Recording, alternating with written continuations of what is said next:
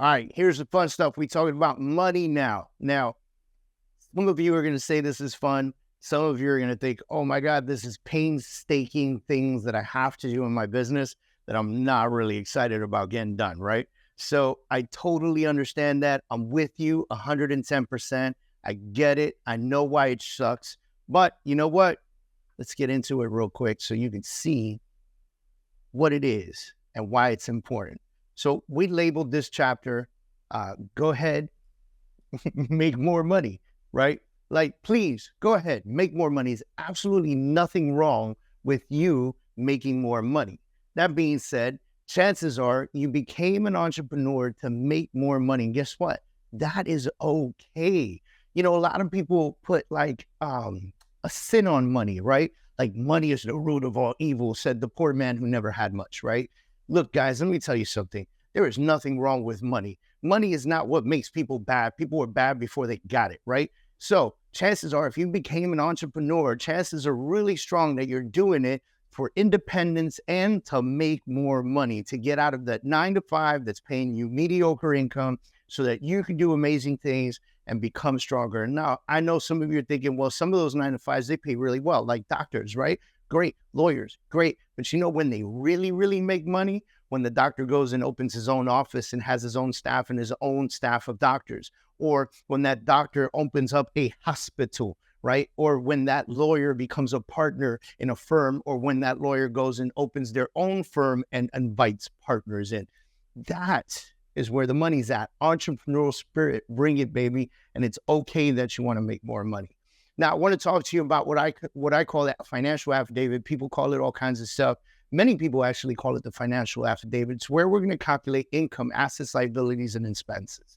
Now, this is where a lot of businesses really drop the ball, right? Biggest problem, right? We live in a world of subscriptions that we just don't use.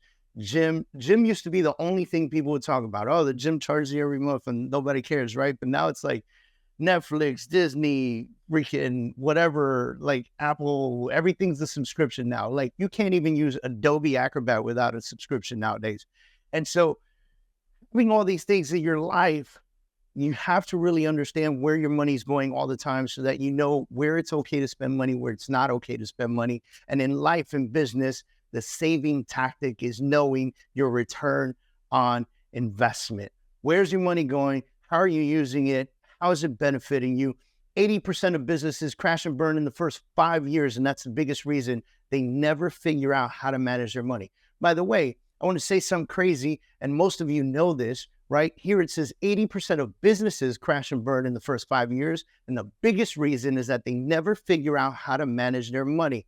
Did you know this is equivalent in relationships? 80% of marriages crash and burn in the first 5 years. Biggest reason, money. Okay?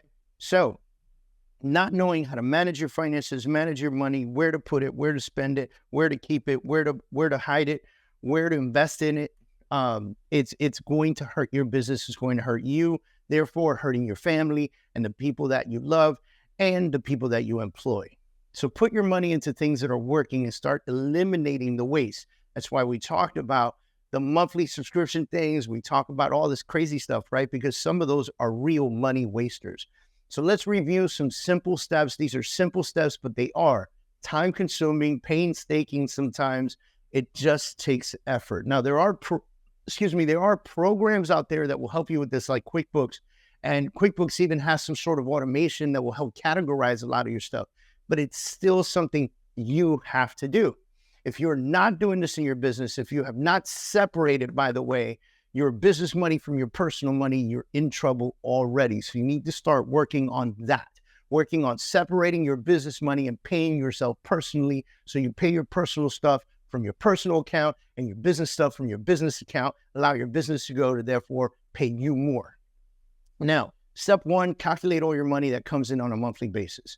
If this is your first time doing this, don't go 30 days back, go 6 months back.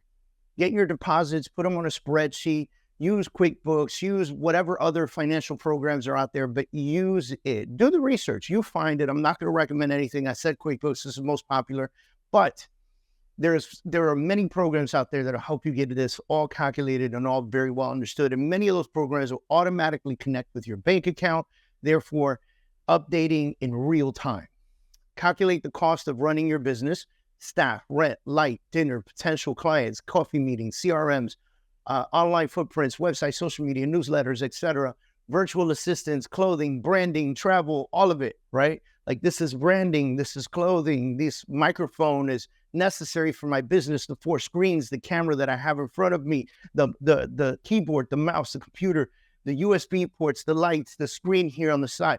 All of this is business expenses. You have to calculate the cost of running your business so that you know what's going on. Now, what you want to do is you want to separate the income producing costs and the cost of doing business, right? So for example, marketing, sales reps, coffee meetings, those things are potentially incoming producing costs. Rent, copiers, gas, travel costs, those things are the cost of doing business, right? So if I am traveling somewhere for business, the cost of travel is a business cost. Lunch with the meeting with the person that I'm meeting that's potentially going to become a partner and work with us or a client or whatever the case is, that's the cost of money producing, income producing costs, right? And so learn how to separate these items so that you can better track them, right?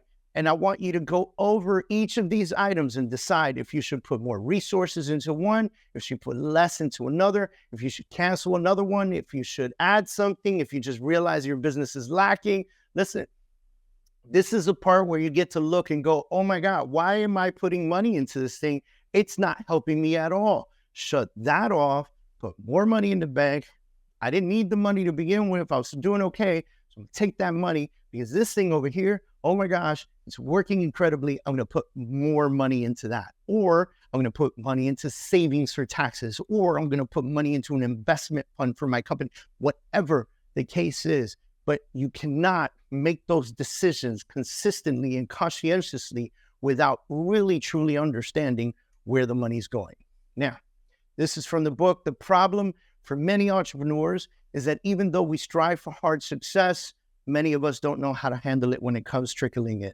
If you come from parents that never made more than $60,000 a year collectively, it's hard to learn how to manage $150,000 a year. There are people in serious financial trouble, but continue to allow their spouse or kids to spend as much as they want. Do this exercise with your spouse, or even add your kids to this. I'm a big proponent of that, by the way. A good friend of mine taught me that. And teach them how to be financially literate. It's one of the best lessons you can teach. Become the one that changes generational financial illiteracy for your family. That is the ultimate boss move. So I'll tell you, I've got a good friend. His name's Will. Him and his wife, also very good friend, Jeanette. They sat down with their kids for many years. They showed them what came in, what was going out, where the finances are going, everything. The kids understood how the house was being held together. Therefore, they paid more attention to it. And for sure, I guarantee they will become significantly better adults because of it. Another friend of mine, Nick Sarnicola, who I've mentioned a couple of times, who's also mentioned in the book, teaches his kids the meaning of entrepreneurship, the meaning of investment, the meaning of being an entrepreneur. What are the top 5 investments you can make? He teaches that to his kids. He makes them stand on stages in front of thousands of people and answer those questions. What is entrepreneurship? What are the top 5 things you can invest in? What is money? Why does money work? Like, it just being able to invest in our kids in that fashion. I'll tell you what my family does. We have what we call Entrepreneurial Saturday mornings. And every Saturday morning, my kids and I, also including my nephew, a friend comes by every once in a while, whatever, but the kids sit in my office here in this studio with me, and we use my big whiteboard and we talk about business. We talk about business development. Right now, as I'm recording this video, we're actually, each one of them is actually in the process of building the financial, the foundational work to creating their own businesses. Each of them have a different business idea, and they're putting those ideas to work. They're putting those ideas into an understanding. They're understanding what marketing means. They're understanding what money means. They understand where it needs to go. And we put some really specific rules on each business. Let's see what happens. Maybe I get 4 or 5 more entrepreneurs in this house by January 1, right? But the idea here is that we have this responsibility to pass that on to our children, and we have a responsibility to do better ourselves. So I implore you, look, I didn't come from money. My parents were not rich by no means whatsoever. I grew up in the Bronx in New York City. We grew up in a rent-controlled apartment. We were on welfare. We were on WIC. We were on food stamps. We were on all that stuff. My mom eventually became a superstar teacher. She's an educated woman with a specialist degree, and she did very well for us. But again, it's a teacher's salary, so we weren't like driving Benzos to school every day, right? And so, my father didn't really know him until my adulthood, but my stepfather wasn't. He was a janitor in a building, retired after 40 years recently. And so I didn't come from money. And so making money, it took time to understand and learn how to implement that money in the right places. And for me, it actually took significantly longer than it should have. I wish that I had people like me harping down at me, telling me, hey, you need to know where your money is going. You need to understand it well. You need to be better at it. You need to know it. And by the way, I hate doing financial affidavits. I hate looking at it, but guess what? I know it's important. So I leverage. We talk about leverage at a high level, and I have somebody else do that for me.